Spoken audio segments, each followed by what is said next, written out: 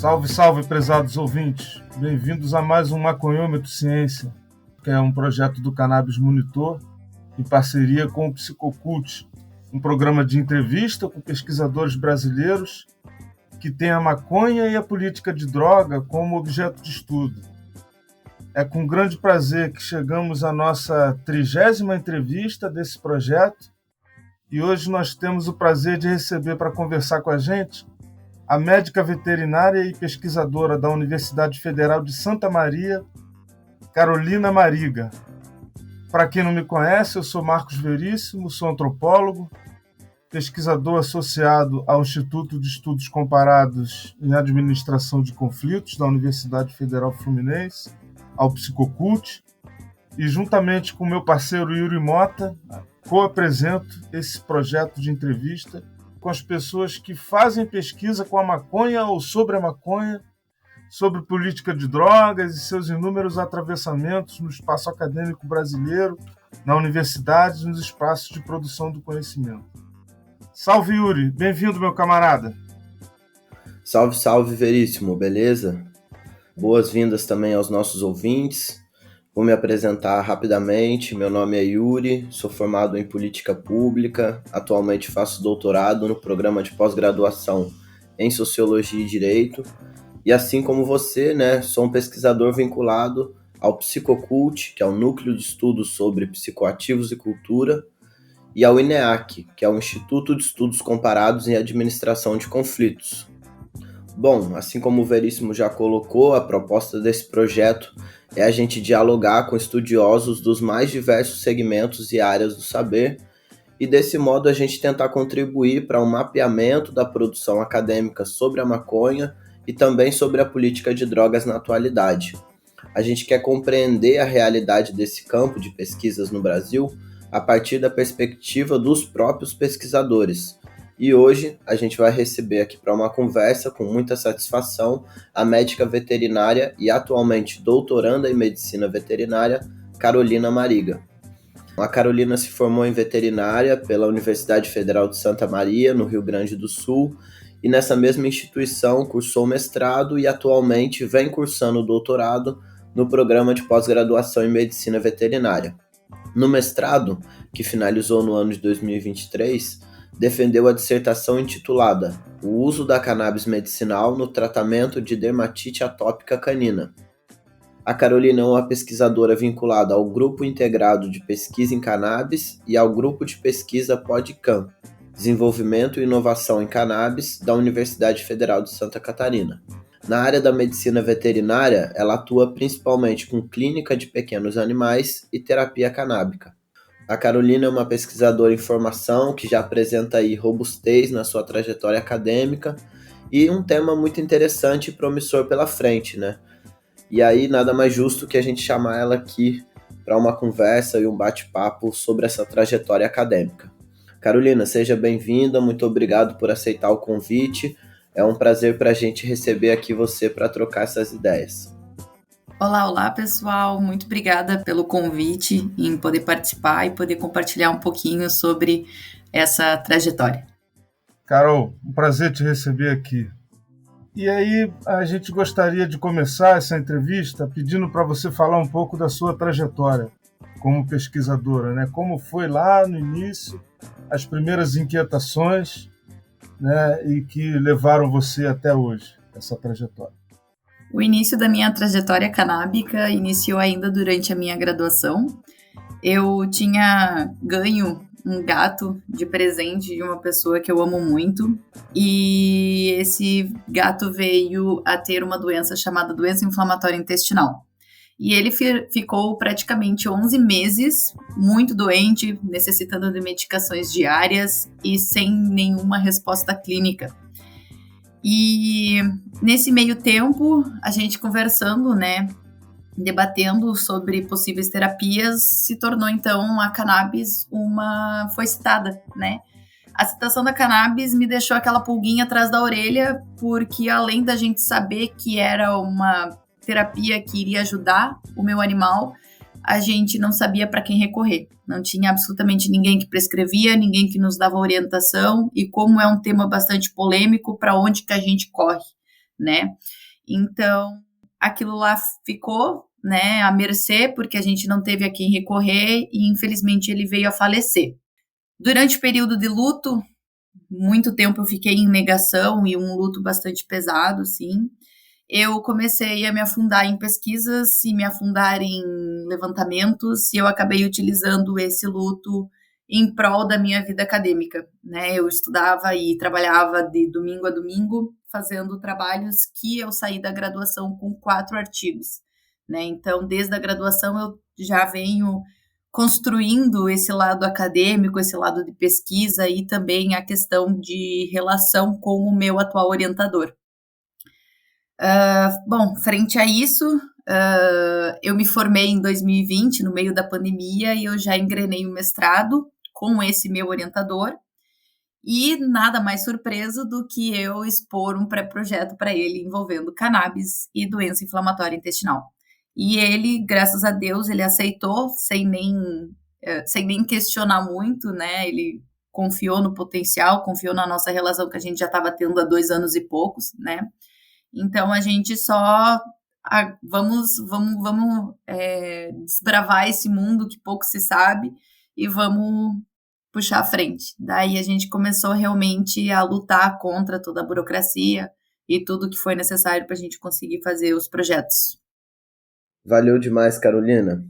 E aí, pensando no desenvolvimento das suas pesquisas, já na graduação, também no mestrado, para os nossos ouvintes que ainda não conhecem o campo da medicina veterinária e até para a gente aqui, queria pedir para você falar um pouquinho mais sobre como é esse campo acadêmico, né, da medicina veterinária. Assim, quais são as metodologias mais utilizadas, destacando principalmente as suas áreas de pesquisa, né, a clínica de pequenos animais, terapia canábica. Se na graduação você chegou a ter alguma disciplina sobre o tema. Na graduação aqui na UFSM a gente tem sim uma disciplina e também ela é reforçada um pouquinho mais específico, né, também na pós-graduação. Então a gente já tem um pouquinho de contato, né, ao longo do tempo, mas a gente sabe que a realidade e a teoria é bastante difícil, né, bastante diferente. A questão da veterinária no campo acadêmico, eu preciso falar uma coisa que muito pouco se fala, né, sobre a questão do que é ser médico veterinário. Todo mundo acha que ou você é veterinário que cuida de cães e gatos, ou você é o veterinário que cuida de boi e de cavalo, né? Mas ninguém comenta que veterinário está parte, né, também da saúde pública. Então a gente tem participação tanto no SUS quanto em vigilâncias, né? Sejam eles em açougues, em abatedouros ou até mesmo em restaurantes, estabelecimentos, né? O veterinário tem um importante papel como medicina preventiva, né? Porque 80% das doenças que a gente tem, essa maioria das doenças, né, que acomete o ser humano, as zoonoses, elas têm origem animal, né? As zoonoses, elas são responsáveis de 80% das doenças que hoje em dia nós temos. Então, o papel do médico veterinário é de extrema importância. No caso, né, meu caso, que eu não fico em laboratório, nem envolvendo saúde pública, e muito menos, Deus me livre, grandes animais, o meu papel, na verdade, é em contato com pequenos. Então, é sim em contato com cães ou gatos. No caso específico do meu projeto, é somente com cães, porque a gente pegou uma dermatopatia que tem uma prevalência bastante grande na rotina clínica, mas isso também não exclui a possibilidade da gente utilizar em gatos, tá? Também preciso reforçar que a área clínica é muito pouco valorizada, mas de que é extremamente fundamental, né? Eu sempre digo que a gente não vive laboratório, então não adianta muito a gente ter ótimos resultados em pesquisas que são somente em laboratórios. O que é de laboratório que a gente precisa realmente colocar na rotina e mudar vidas? Eu acho que ali é a questão e o objetivo de uma pesquisa científica. E eu digo que a clínica ela é pouco valorizada porque ela é extremamente difícil. A gente precisa de X números de pacientes para verificar tal terapia. E a gente depende da rotina. Daí, quando a gente tem um animal com aquela doença, vem lá um critério de exclusão e corta ele fora. Ou o tutor não quer, ou o paciente vem a falecer. Então, a gente tem diversas dificuldades que, ao invés da gente conseguir fazer um projeto que vai durar 20, 30, 60 dias, a gente vai ter um projeto que vai durar 3, 6, 9 meses, 1 ano e meio. E a gente tem, infelizmente, uma piada meio pesada, assim, né, na área clínica, que é quando a gente faz uma piada, quando a gente faz um projeto com uma doença, a doença simplesmente é curada, porque depois não aparecem mais os animais com aquela doença. Então, a clínica é o que a gente mais tem dificuldade. Então, como a gente tem um projeto que vai demorar muito mais tempo, quando a gente ainda consegue, né, finalizar, a gente vai ter menor publicação. E às vezes isso acaba sendo cobrado de uma forma um pouquinho mais rígida, vamos assim dizer, já que a gente tem muito mais dificuldades para conseguir efetuar e finalizar um projeto. Obrigado, Carol. O título da sua dissertação, Uso da cannabis medicinal no tratamento da dermatite atópica canina. Você poderia contar para a gente mais um pouco sobre a pesquisa, né? Como é que foi o desenvolvimento dessa pesquisa? E também falando um pouco também sobre o que você vem preparando aí para o doutorado. Bom, a dermatite atópica canina nada mais é do que uma doença com base genética e hereditária que vem se perpetuando, né, devido aos criadouros, né, ilegais ou os que não levam tão a sério a questão de reprodução, né, de cães. E é uma doença bastante presente que causa prurido. Então, é aquele animal que lambe as patas, que fica lambendo bastante a virilha, que fica tendo coceira na axila, né? Então, que acaba tendo otite recorrente, que é infecção no ouvido. Então, nós temos animais, uma prevalência bastante grande, infelizmente, de animais com essa clínica. Infelizmente, é uma terapia bastante custosa, bastante onerosa. A gente tem shampoos, a gente tem condicionador, a gente tem alimentação, a gente tem medicação sistêmica, assim como a gente também pode ter auxílio de outras suplementações, por exemplo, o ômega, né, que vai acabar se tornando bastante inviável financeiramente, porque não são todos os tutores que têm essa capacidade de dar esse suporte. E esse meu projeto de mestrado, ele avaliou somente o uso da cannabis para essa dermatite atópica, porque o prurido é um dos principais fatores que tira a qualidade de vida de cães, né? É extremamente ruim a gente ficar se coçando, é extremamente incomodativo. Então, muitos animais passam a vida deles inteira se coçando, né, por falta de manejo ou por falta também de um tratamento adequado. Então, a gente tentou verificar o uso da cannabis de forma isolada, né, para o controle da coceira nesses animais. No doutorado, a gente já deu um upgrade nesse mesmo projeto, então a gente continua trabalhando com esses cães com a mesma doença, tá? Em que a gente vai associar com medicação convencional. Por quê? Essa medicação convencional ela é extremamente cara. Então, o tutor vai, dependendo do peso do animal, gastar em pelo menos R$300 por mês em medicação. Então, a gente está verificando a associação, né, tanto para o desmame da medicação quanto para o controle em casos de animais que são recidivantes a essa terapia convencional. Já estamos em desenvolvimento desse projeto de doutorado, já estamos já temos um paciente na primeira etapa e temos um paciente saindo já da segunda etapa, entrando para a final.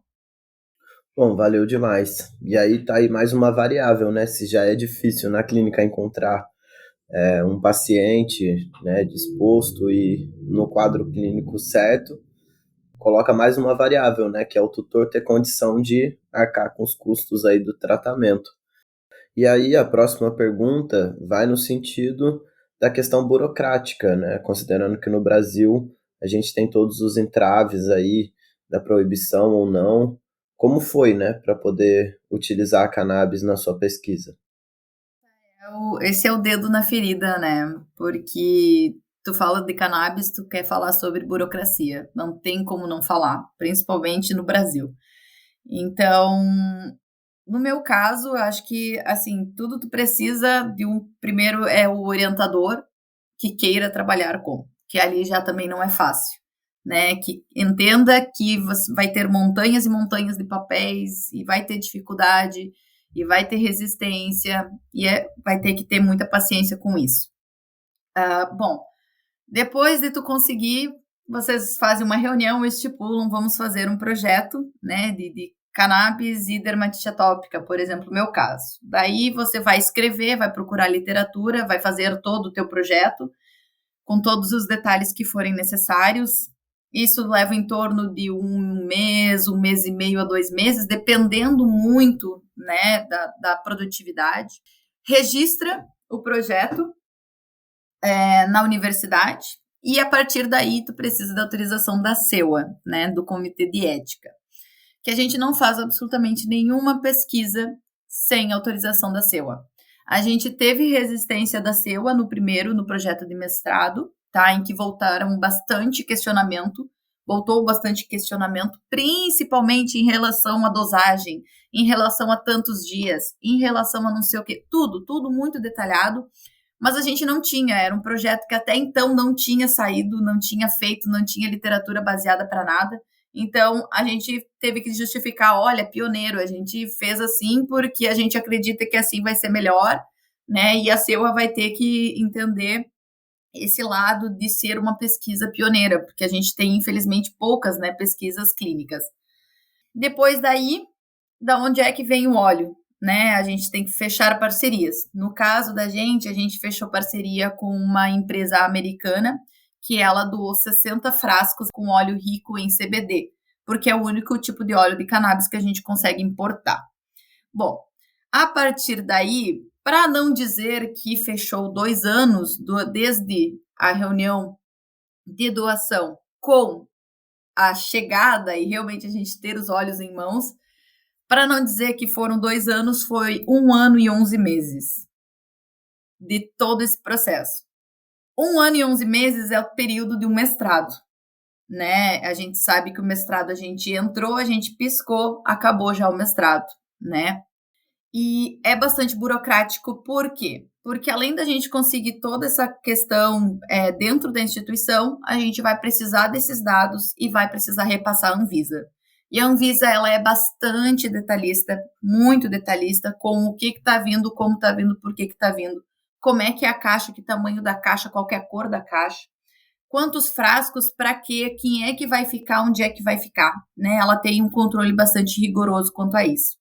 E a gente teve que ofertar, né? Infelizmente, o contato não é muito rápido, então ela é bastante demorada, esse contato da Anvisa, mas depois que é autorizado, então, a importação pela Anvisa, a gente precisa ir em autorização para embarque, autorização para desembarque e autorização para despacho. Que daí, não vou negar que foi um processo um pouquinho mais rapidinho, eu achei que ia ter um pouquinho mais de burocracia, mas até que foi bastante rápido. Obviamente que a gente da equipe não lidou diretamente com isso, foi o setor de importação, né, da UFSM, então era a UFSM lidando com isso, né, não éramos tipo eu, Carolina Mariga, né, doutoranda, mas que no fim das contas, em 1 ano e 11 meses, voltou. Chegou, no caso. A burocracia é bastante chata, não vou negar, ela é um pouquinho desestimuladora, o tanto que eu já tinha ouvido falar que as pessoas geralmente não fazem pesquisa porque elas desistem devido à burocracia. Não nego que eu já pensei várias vezes em desistir, mas foi realmente na base de italiana insistente, teimosa, que a gente não desistiu. Mas que no fim das contas vale muito a pena, porque toda conquista é muita coisa. Toda conquista é uma conquista gigante.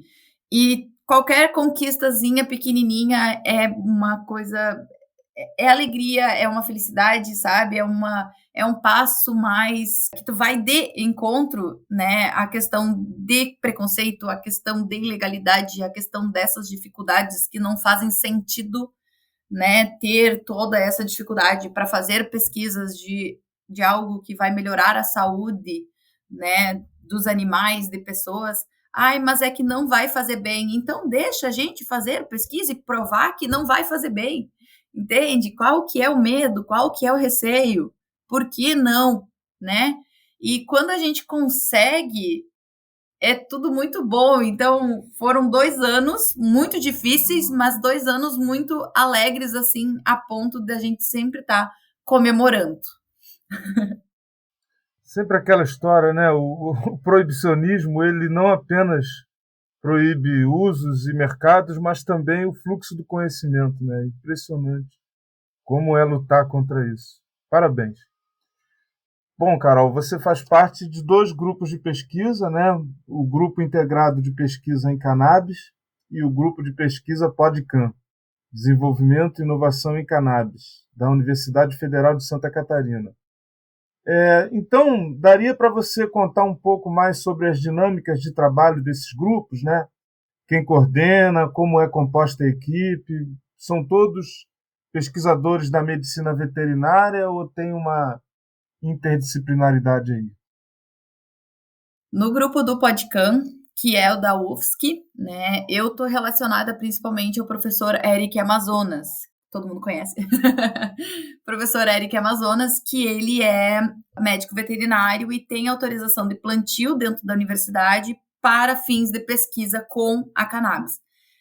O PodCan, eu tenho minha relação através do professor Eric. O professor Eric foi o professor que caiu do céu para mim e que começou a nos incluir neste mundo canábico, né, que conseguiu contatos com empresas, né, para a gente conseguir publicar o nosso projeto. E eu estou em relação ao PodCan por causa do Eric, né, que ele é meio que o meu co-orientador, vamos assim dizer. Em contrapartida, o grupo integrado, ele é aqui da UFSM, a gente que teve essa iniciativa, né, meu orientador, professor doutor Saulo Tadeu Lemos Pinto Filho, ele que é o coordenador atual. Então, a gente já está registrado no CNPq e a gente está em andamento, né, da burocracia entre legalização com a reitoria dentro da universidade e também em legalização com a Anvisa. Esse grupo, ele inclui pelo menos 7 professores de áreas diferentes. Então, nós temos medicina veterinária, nós temos agronomia, nós temos química, medicina, nós temos também tecnologia de alimentos e não vou me recordar do último, tá? Mas nós temos diversas áreas que vão pegar todo o processo, né, de análise de óleo, de crescimento, de uso do cultivo da cannabis, não estamos dizendo mais somente da parte medicinal, estamos da parte da agricultura. Nós temos também de engenharia que está verificando para fazer os famosos tijolos, né, de cannabis. Então, nós temos toda uma rede já, né, em prol e a luta, né, para essa legalização e daí sim efetivar as nossas pesquisas com cannabis dentro da UFSM. E aí, imaginamos que ligados a esses grupos de pesquisa que a gente conversou agora, estão os projetos que você participa, né, que é o uso da cannabis medicinal no tratamento de dermatite atópica canina e o uso de cannabis medicinal em cães com linfoma multicêntrico submetidos à quimioterapia com o uso de protocolo CHOP, ou CHOP, não sei. Você pode falar um pouco mais desses projetos para a gente? Esse primeiro projeto é do meu mestrado, que ele já foi finalizado. Agora a gente está em andamento com o do doutorado, que é o uso da cannabis medicinal como adjuvante no tratamento da dermatite atópica canina, né? Que a gente já tem 2 dos 20 animais que a gente necessita.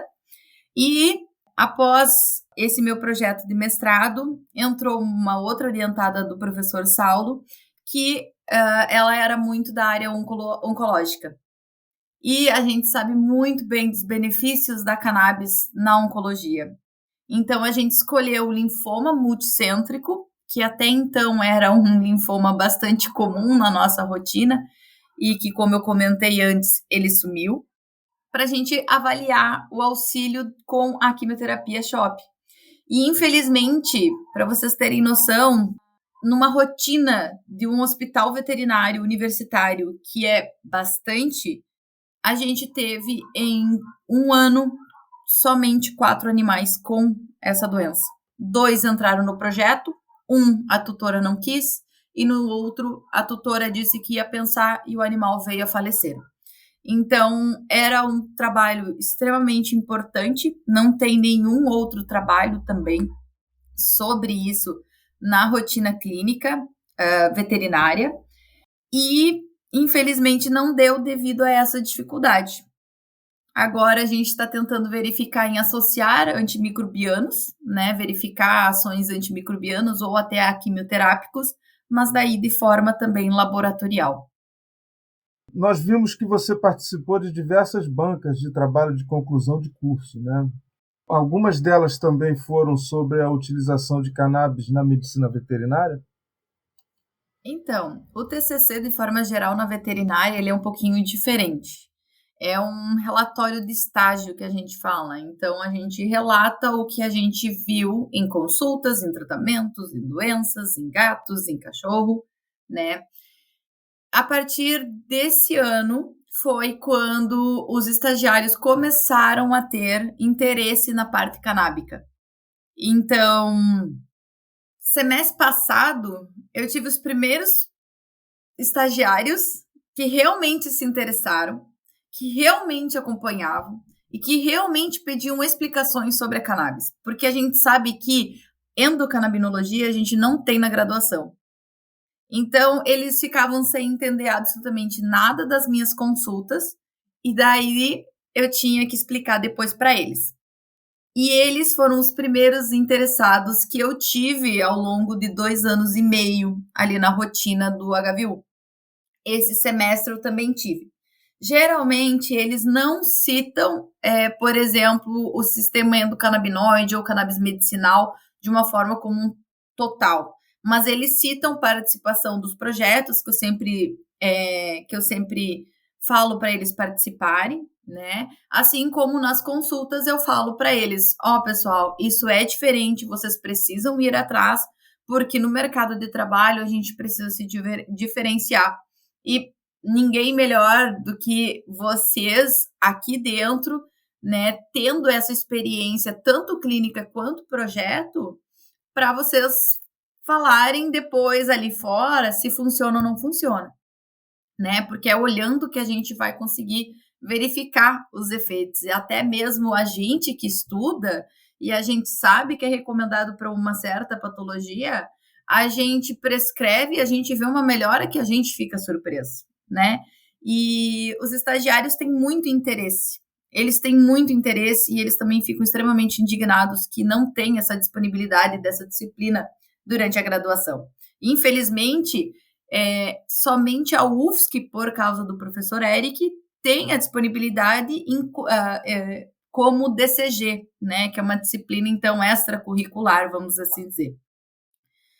Nos TCC, quando eles citam, e eu posso ser banca, quando eles são, então, da UFSM, eu geralmente pergunto um pouquinho mais para ver se eles conseguem entender pelo menos o básico, né? Mas, geralmente, que o pessoal conseguiu dar uma ênfase maior e que eu saiba foi o pessoal mais de outras faculdades da região que tiveram a oportunidade de fazer o estágio curricular aqui. Bom, acho que até para contextualizar o campo, né, e as pessoas entenderem um pouco mais, a gente achou que podia ser legal você contar um pouco mais sobre alguns eventos acadêmicos que você já participou, né? Talvez a Semana Acadêmica de Cannabis Medicinal na Medicina Veterinária, que já é um evento que a gente estava olhando no Lattes, né? Já é um evento que já está indo para a 3ª edição.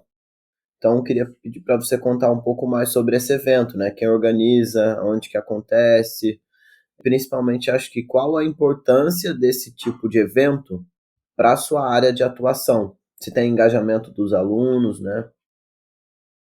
Eu sempre recomendo esse curso para os meus estagiários, porque é um curso bem mais acessível para graduandos. Quando a gente sai formado, a gente tem opções de cursos que são um pouquinho mais onerosos para a gente conseguir fazer sobre veterinária, sobre cannabis na veterinária. Então, é um pouquinho. Ou você investe bastante dinheiro, ou você investe bastante dinheiro, né? E nem sempre a gente tem essa disponibilidade. Na graduação, que se eu não me engano, essa semana acadêmica ela é realizada por um diretório de uma universidade. Talvez eu vou chutar de Goiânia, eu realmente não me lembro, porque como eu fiz em 2020, eu não me recordo muito bem. Mas eu fiz 2 cursos desses, né? Além desses, eu também fiz outros cursos que não chegam a valer como uma especialização, porque eles são um pouquinho mais curtos do que o tempo mínimo para ser considerado uma especialização. Mas a gente tem essa oferta de diversos assuntos com profissionais muito legais, de uma forma muito dinâmica e que é extremamente legal para te incluir no mundo. Não sei nada, gostaria de saber. É um valor bem acessível e você tem esse acesso durante uma semana inteira, de uma forma bem diferente, bem divertido. Eu adorava. Eu só realmente não consegui mais fazer porque sempre batia junto com outros horários que eu tinha, então eu não tinha disponibilidade mais. Mas eu sei dos meus estagiários também em fazer, e também eles sorteiam outros cursos lá que também são de cannabis, daí são mais aqueles cursos profissionalizantes. Então, é sempre bom para quando você sai do zero, não sabe nada e não sabe a quem recorrer, tu começar a dar os primeiros passos com uma semana acadêmica, daí você vai tendo os contatos, você vai descobrindo os cursos, você vai vendo qual que é a área que você mais gosta. E tu consegue ir direcionando, né? Direcionando teus estudos, direcionando tua pesquisa. Bom, você tem um artigo, resultado da sua dissertação, que foi aprovado para publicação na renomada revista europeia Frontiers in Veterinary Science, com Qualis A2, né? Que representa a excelência internacional. Como é que foi, né, para conseguir publicar lá, né? A gente sabe das dificuldades. Conta pra gente como é que foi essa história, por favor. O que eu sempre digo é que já não bastava ser difícil, ainda é mais difícil, porque quando a gente consegue finalmente fazer um trabalho, um projeto com cannabis, a gente ainda tem toda a dificuldade de publicação, né? Isso vai questão financeira principalmente. Essa aprovação foi maravilhosa, a gente saiu dando pulos de alegria, mas quando a gente chegou em casa, a gente começou a se preocupar, porque o boleto era de 3.000 e poucos dólares, o que dava em torno de 17 mil reais. E daí, como pesquisador brasileiro, a gente diz, bom, né, o não a gente já tem, agora a gente vai atrás da humilhação, né? E daí a gente começou a fazer vaquinha e mandar mensagem para as pessoas, pedindo se tinha alguma doação. Mobilizamos todos os setores da UFSM para ver se tinha algum recurso, infelizmente não tinha. Mas a gente conseguiu um valor bastante bom, que eu nunca imaginei que a gente ia conseguir ter um montante, né? A gente conseguiu mais de R$ 2.500 em doação de mais de 70 pessoas, né? Além disso, a gente também conseguiu o patrocínio de associação nacional. Além de, com certeza, o apoio, né? Publicação de muita gente que abraçou a nossa causa, que eu sempre falo que, na verdade, quem vai ajudar a gente é o pessoal que abraça a causa, né? E ninguém melhor do que a gente mesmo se dar os braços e se dar as mãos e rezar para que 17 mil caia do colo, assim. Mas foram tempos, assim, bastante angustiantes, porque tudo que a gente quer é fazer um projeto e ter uma visibilidade internacional, né? Ter um Qualis bom, ter um JCR bom. E a gente conseguiu. E daí, por uma questão de financeiro, a gente talvez não iria conseguir. Mas essa angústia acabou logo, né? Que a gente conseguiu pedir também um desconto da revista. Então, esse 17 mil caiu para 9 mil. Graças a Deus, eles aceitaram o nosso desconto. E também a doação daí, tanto da vaquinha quanto da Associação Nacional, Auxiliou, então, a gente conseguiu efetuar o pagamento, que sem eles a gente não iria conseguir juntar tanto dinheiro para pagar. Valeu, Carolina, e parabéns pela publicação. Agora, partindo para uma pergunta mais técnica, eu acho que muita gente pode se interessar, os nossos ouvintes, inclusive pessoas não acadêmicas. A gente queria pedir para você falar um pouco mais sobre como está a situação da prescrição de cannabis para o tratamento terapêutico de animais aqui no Brasil. Os médicos veterinários, eles têm autorização de prescrição? Como que está funcionando isso? Infelizmente, veterinário não pode prescrever. Perante a lei, não está lá escrito que veterinário pode prescrever cannabis, né? Mas a gente tem algumas brechas na lei que nos dão a liberdade de prescrever o que a gente acha de melhor valia para o nosso paciente, né? Que a gente tem um dever ético, né, em prescrever o que a gente acha correto para o nosso paciente. Dentro da universidade, a gente tem toda a finalidade científica, então tudo que a gente faz lá dentro ou vira projeto, ou vira relato de caso, ou vira um artigo, então é estudo, então a gente tem base para nós, dentro da universidade, utilizar como finalidade científica, mas infelizmente, da porta de fora, veterinário não pode prescrever, daí fica naquele limbo em que você não pode prescrever, mas você pode prescrever devido a essa liberdade ética tua, né, esse dever ético, e fica um pouquinho meio contraditório. Então, pode sim ter encrencas, mas geralmente não se tem, porque os resultados da cannabis são extremamente bons. Então, a gente consegue ver essa melhora nos animais. Então, eu acredito que não tenha uma represália, vamos assim dizer, porque a gente sabe que está fazendo bem, né? Quem prescreve de forma correta, quem prescreve, quem faz o acompanhamento, né? Estamos falando tudo a nível realmente profissional, uma terapia legal, né? Sabemos que o CFMV, né, o Conselho Federal de Medicina Veterinária, ele está em reunião com o MAPA, para também a gente oficializar essa prescrição, essa legalização do veterinário. Porque quem controla nossos produtos não é a Anvisa, é o MAPA, e quando a gente pergunta para o MAPA se ele legaliza ou não, ele não fala nem que sim e nem que não. Então, estão em diversas reuniões, né, que eu saiba, né, para legalizar isso o quanto antes possível. Bom, quais seriam as suas referências na sua temática, né? E aí, tanto pensando, né, no âmbito acadêmico, como também no âmbito mais amplo, cultural mesmo, né? Quais seriam, então, as suas referências, tanto no plano dos estudos da veterinária, quanto no âmbito cultural? Particularmente, eu não tenho ninguém em mente, né? Porque, como é tudo muito novo, acho que todo mundo é referência. Em veterinária tem pouca pesquisa, em dermatite atópica tem muito menos pesquisa, então eu acho que todo mundo é referência e a gente tem um pouquinho de cada para aprender, né, com. O Eric Amazonas, da UFSC, com certeza é um mentor para mim, então ele com a parte da cannabis, eu só tenho a agradecer, ele sempre foi extremamente maravilhoso comigo, em prontidão em me ajudar, mas a nível de pesquisa, a nível de qual universidade, né, que a gente vai tentar, eu estava até procurando para a gente fazer pós-doutorado, né, para fazer um pós-doutorado sanduíche por aí, é muito difícil de encontrar, a gente tem pouca opção, a gente vai atrás dos artigos que publicaram, mandamos e-mail, e não tem muita opção, então eu acredito que num mundo tão escasso, mas com tanta vontade de pesquisar sobre cannabis, eu acho que todo mundo é referência.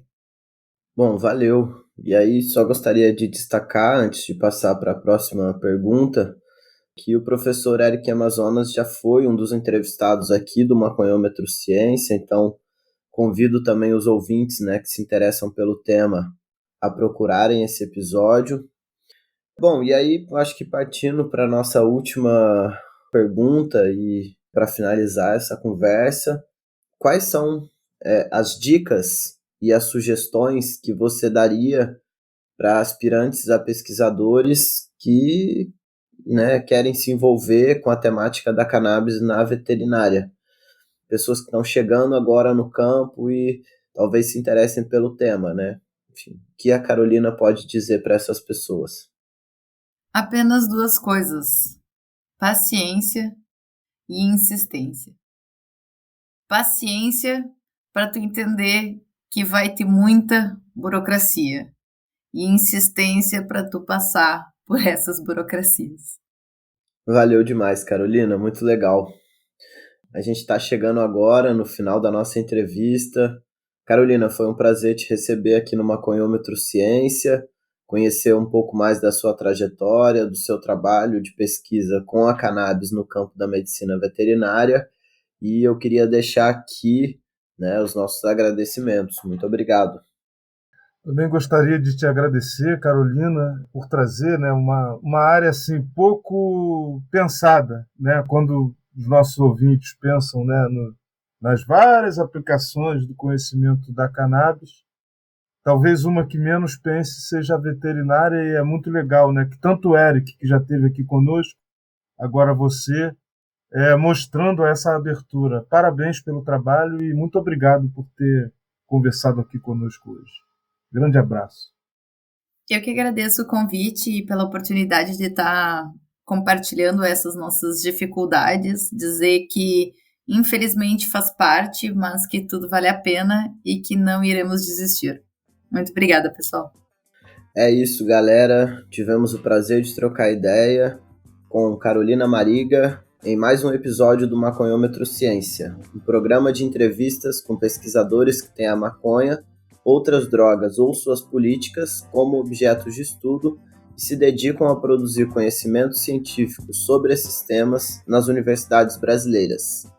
Esse projeto que você está ouvindo agora é fruto de uma parceria entre o Cannabis Monitor e o Psicocult, que é o Núcleo de Pesquisas em Psicoativos e Cultura, vinculado ao INCT-INEAC, o Instituto de Estudos Comparados e Administração de Conflitos da Universidade Federal Fluminense, a UF.